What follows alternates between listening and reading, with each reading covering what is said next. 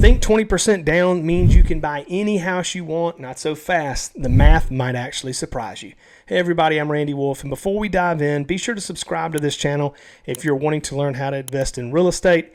And if you like, check out my private real estate community where I coach new and aspiring real estate investors. That link is in the description below. So here's what determines affordability beyond your down payment.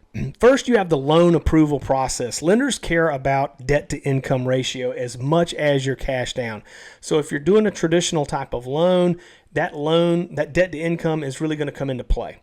Number two, you got to factor in closing costs. So you need to budget in to be safe about 2 to 5% of the purchase price is what you're going to be looking at in closing cost.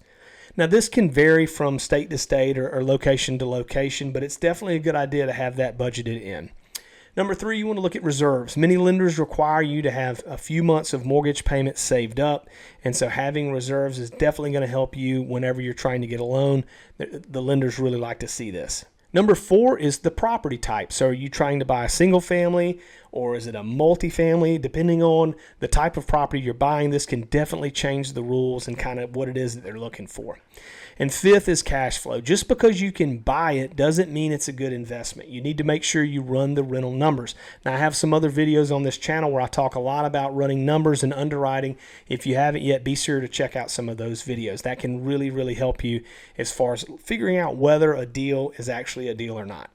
So there are a few action steps that you can actually take. You can use a mortgage calculator that factors in taxes, insurance, and even reserves included, not just the principal and interest.